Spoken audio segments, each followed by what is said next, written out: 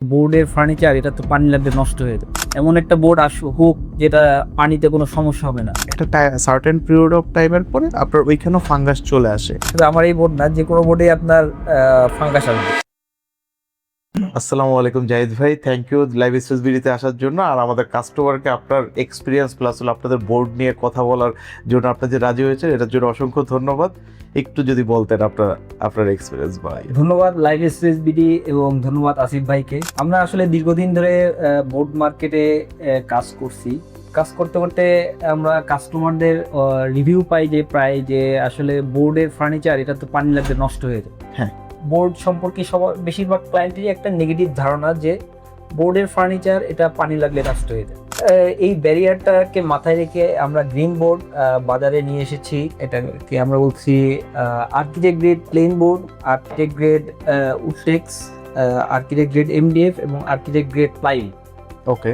তো এটা আমরা আর্কিটেক্ট গ্রেড কেন বলছি, কারণ হলো সাধারণত আর্কিটেক্ট আপনারা যারা আছেন বা ইন্টেরিয়র ফার্মের সাথে যারা জড়িত, বিজনেসের সাথে যারা জড়িত, আপনারা চান যে এই পানির যে সমস্যা এটা যেন এমন একটা বোর্ড হোক যেটা পানিতে কোনো সমস্যা হবে না।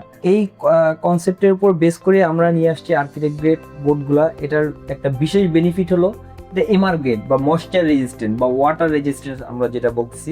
এটা আমরা একটা 21 দিনের সাইক্লিক টেস্ট করেছি। তো করার পরে আমরা যে রেজাল্টটা পেয়েছি, 21 দিন পরেও আমার বোর্ডের যে বন্ডিংটা প্রথম দিন যেমন ছিল 21 দিন পরেও আমরা অলমোস্ট সেম পেয়েছি। আমি আপনাদের যেটা আর কি ভালো একটা বিষয় শুনলাম যে বোর্ডটা ভিজলো, এটা যখন শুকানোর পরে আবার নাকি আগের পজিশনে চলে যায়। রাইট, ওটা আমরা বোর্ডটা টেস্ট করে দেখেছি যে বোর্ডটা যখন ওয়াটার অ্যাবজর্ব করার পরে আপনি যখন এটা আবার যদি ড্রাই করেন তাহলে বোর্ডটা আবার আগের অবস্থানে ফিরে আসে। আচ্ছা, আরেকটা যেটা হয়, আমরা তো আর প্লেন বোর্ডটা সাধারণত এখন আর ইউজ হয় না, আমাদের দেখা গেছে এসপিএল ইউজ হয় বা লাইনার ইউজ হয়। এরপরে তো বোর্ডটা যেহেতু এমনিতেই আপনার ওয়াটারপ্রুফ আর এসপিএল তো এমনিতেও ওয়াটারপ্রুফ থাকে, সো এটা যখন সবগুলো কম্বিনেশন হয় তখন আরো বেটার একটা আসবে কি মনে করেন আপনারা? অবশ্যই, যেটা আপনি যেটা এখন যে ট্রেন্ড যেটা চলছে বোর্ডের উপরে আপনার বা প্লাইউডের উপরে লাইনার পেস্টিং বা ফর্মিকা পেস্টিং করে একটা কম্প্যাক্ট বোর্ড করা হচ্ছে। তো আপনি যদি এই এমআর গ্রেড এই বোর্ডের উপরে লাইনারটা পেস্টিং করেন বা ফর্মিকা পেস্টিং করেন, এটা আপনার নর্মাল যে বোর্ডগুলো বাজারে প্রচলিত বোর্ডগুলো আছে এটার থেকে আরো অনেক বেটার ফিনিশিং এবং বেটার লংজিভিটি আপনি পাবেন। ফর এক্সাম্পল যদি বলি যে নর্মাল বোর্ডগুলো যদি 10 থেকে 12 বছর লংজিভিটি হয়, আপনি যদি এমআর গ্রেড বোর্ড ইউজ করেন এটা নিশ্চিন্তে আপনি 15 থেকে 20 বছর এটা অনায়াসে ব্যবহার করতে হবে। নর্মাল যে এমডিএফ গুলা ওগুলা দেখা গেছে নর্মাল ওয়েদারে থাকলে পানি লাগানো লাগে না বা নর্মাল ওয়েদারে থাকলে নষ্ট হয়ে যায়, বাট আপনাদের যে গ্রেডের বোর্ডটা বলতেছেন যেটা ময়েশ্চার রেজিস্ট্যান্ট, এটা কি নর্মাল ওয়েদারে পানি লাগানোর দরকার নেই? নর্মাল ওয়েদারে থাকলে কি কোনো ধরনের প্রবলেম হওয়ার কি সম্ভাবনা বা টেস্ট তো বললেন যে করছেন, এটা কি আছে কি কোনো ধরনের ভাবে? জি, আসলে ভেরি গুড কোশ্চেন। বাংলাদেশে ওয়েদারটা হলো আপনার বাতাসে হিউমিডিটি এটা একটু বেশি থাকে। এই হিউমিডিটি বেশি থাকার কারণে আপনার যে এমডিএফ এর কথা বললেন, আপনার নর্মাল যে এমডিএফ গুলো আছে এটা এই বর্ষাকালে দেখা যায় ফাঙ্গাস চলে আসে। রাইট। যদি আপনি রেখে দেন পানি না লাগুক, পানির মধ্যে নাই বা এমনি নর্মাল ওয়েট কন্ডিশনে নর্মাল এমডিএফ গুলোতে ফাঙ্গাস চলে আসে। বাট আমাদের এই এমআর গ্রেড বোর্ডটা এটা আপনার নর্মাল ওয়েদার বলেন বা আপনার ড্রাই সিজন বা যে কোনো পরিবেশেই বলেন, এটার যে ফাঙ্গাস আসার যে প্রবণতা এটা নাই বললেই চলে। আচ্ছা, নর্মালি আমরা শুধু এমডিএফ এ দেখিনি, আমাদের ওয়েদারের কারণে আমরা দেখছি যে গর্জন বোর্ডটাও যখন আমরা ক্যাবিনেট করছি হয়তো বা পলিশ করা হয়েছে, বাট একটা সার্টেন পিরিয়ড অফ টাইমের পরে আপনার ওইখানেও ফাঙ্গাস চলে আসে। এইটা তো আসার কোনো আপনাদের যে এমআর গ্রেডের যে বোর্ডগুলো আছে এটা কি আছে কি আপনারা বা এটা কোনোভাবে দেখছেন?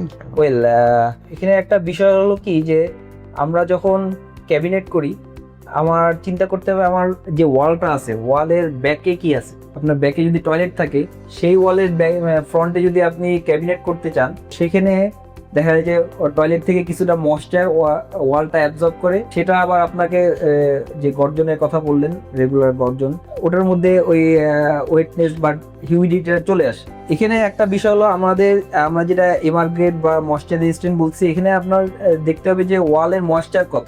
ওয়ালের ময়েশ্চার যদি আপনার 30+ হয়, শুধু আমার এই বোর্ড না যে কোনো বোর্ডে আপনার ফাঙ্গাস আসবে। এটা যদি 30 বিলো 30 হয় তাহলে আমার এই বোর্ডটা আপনার প্রোটেক্ট করতে পারবে, কোনো প্রবলেম হবে না।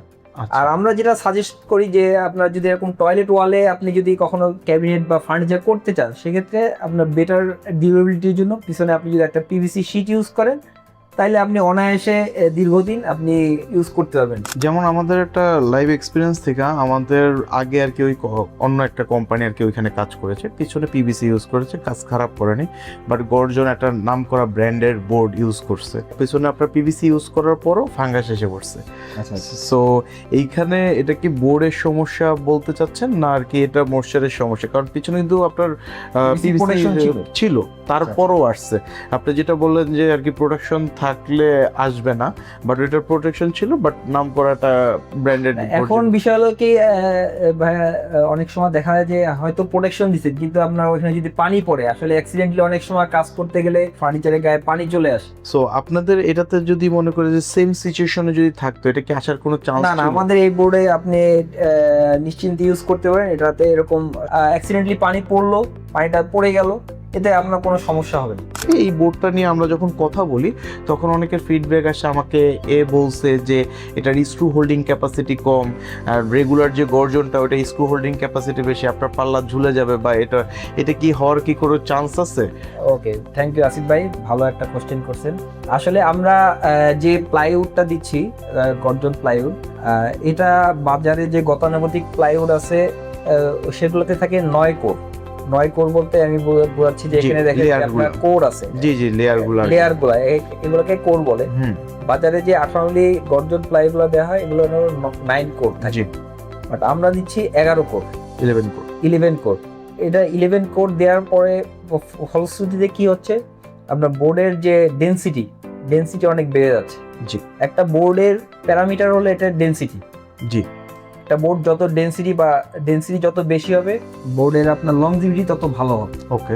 আমরা এটা 11 লেয়ার দেওয়ার ফলশ্রুতিতে কি হচ্ছে, এটা স্ক্রু হোল্ডিং ক্যাপাসিটি অন্য বাজারের যে গতানুগতিক প্লাইউড আছে ওটার থেকে বেশি হবে, এবং এটাতে আমরা যে কেমিক্যালটা ইউজ করছি সেটা অবশ্যই আপনার স্ক্রু হোল্ডিং ক্যাপাসিটি অন্যদের থেকে অবশ্যই ডেফিনেটলি বেশি হবে। আমরা এই প্রথম বাংলাদেশে দিচ্ছি E0 বোর্ড। আচ্ছা, E0টা আমি একটু আপনাকে বলি, এক্সপ্লেইন করলে ভালো হয়। E0 দ্যাট মিনস হলো এমিশন জিরো। আচ্ছা, আপনি অনেক সময় বোর্ডের দোকানে গেলে দেখবেন যে চোখ জ্বালা পোড়া করতেছে বা নাকে একটা স্মেল আসতেছে। জি। তো এটার মূল কারণটা হলো ওই যে যেগুলার গতানুগতিক যে বোর্ডগুলো আছে ওগুলাতে ইউজ করা হয় যে গ্লুটা, ওটা হলো E2 বা E3, আচ্ছা, যেটা কিন্তু আসলে হেলথের জন্য হেলথ হ্যাজার্ড। ওকে। তো আমরাই বাংলাদেশে প্রথম ইউজ করছি E0 বোর্ড, মানে এমিশন জিরো। এখান থেকে আপনি টেস্ট করে দেখতে পারেন, এখান থেকে কোনো না, কোনো ব্যাড স্মেল নাই, এবং যে কোনো জ্বালা পোড়া বা ঝাঁজ কিছুই আসবে না। এটাকে আমরা বলছি হেলদি বোর্ড। আর এসপিএলটা পেস্টিং এর জন্য আপনারা বেসিক্যালি কি ইউজ করতেছেন? কোল্ড প্রেস ইউজ করতেছেন না হট প্রেস ইউজ না, করতেছেন? এসপিএলটা আমরা কোল্ড প্রেসে ইউজ করছি। কোল্ড প্রেসে। আর এটা কি বাবলস আসার কোনো সম্ভাবনা আছে? অনেক সময় দেখা গেছে আমাদের প্রেসটা যখন করি, আমাদের দেখা গেছে এসপিএলটা ইউজ করার পর এটা ফুলে যায় বিভিন্ন কারণে, এটা কি কোনো সম্ভাবনা আছে? না, বা এটা আসলে কোনো আমরা এটা ফোলার একটা অন্যতম কারণ, যদি আপনি যে এসপিএলটা ইউজ করেন সেটা যদি বাজারে আছে 0.45 বা 0.5, এই বোর্ডগুলোতে, এই এসপিএল গুলাতে বাবলের পরিমাণ বেশি আসে। কিন্তু আমরা এটা ইউজ করছি 0.7 mm অর অ্যাবভ, 0.8 বা 1 মিলি অনেক সময় ইউজ করছি। তো এটার কারণে আমাদের এই বোর্ডে বাবল আসা বা ফুলে যাওয়ার কোনো পসিবিলিটি নেই। আর এই বোর্ডটা কিচেনের জন্য আপনি কেমন হবে মনে করেন? আমাদের ক্লায়েন্টদের কিচেনে আসলে যেহেতু কিচেন এমন একটা জায়গা যেখানে আসলে পানি, তেল, ধোয়া, এই জিনিসগুলো এখানে বেশি থাকে, বা হিউমিডিটি কন্ডিশনটা এখানে বেশি থাকে। যেহেতু আমরা এটা আমাদের এমন একটা বোর্ড নিয়ে আসছি যেটা এমার্গেট বা ময়েশ্চার রেজিস্ট্যান্ট, এটা আপনি যদি কিচেনে ইউজ করেন, আপনি কিচেনের সবচেয়ে ভালো আউটপুট পাওয়ার জন্য এই বোর্ডটাই সবচেয়ে বাজারে এখন পর্যন্ত সেরা বোর্ড। যাক, তাহলে তো আমাদের ক্লায়েন্ট নিশ্চিন্তে এটা ইউজ করতে পারে। নিশ্চিন্তে আপনার ক্লায়েন্টকে আপনি সাজেশন দিতে পারেন। আচ্ছা, থ্যাংক ইউ ভাইয়া, ভালো লাগলো আপনার সাথে। ধন্যবাদ আসিফ ভাই, ধন্যবাদ লাইফস্টাইল বিডিকে, গ্রিন বোর্ডকে আপনাদের কাস্টমারের কাছে সাজেস্ট করতেছেন। তো আমরা আশা করি আপনাদের ব্যবসায়িক সফলতা কামনা করি। আমরা আরো নতুন প্রোডাক্ট নিয়ে আপনাদের মাঝে আবারও আসবো ইনশাল্লাহ নতুন কোনো পর্বে। তো তো আজকে মতো এই পর্যন্তই, ধন্যবাদ থ্যাংক ইউ ভাই।